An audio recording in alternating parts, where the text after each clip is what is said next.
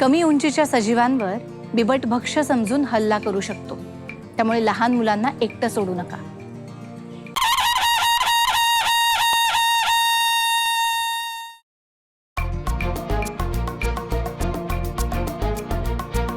शेतातून येता जाता खेळताना बागडताना हातातून सुटला हात, व्यस्त तुम्ही असताना एकटे नका सोडू आम्हाला,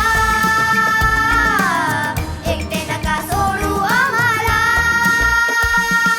बिबट्यापासून सावध राहू चला आपण, बिबट्यापासून सावध राहू। सुंदर सजीवन करू चला आपण, बिबट्यापासून सावध राहू, बिबट्यापासून सावध राहू।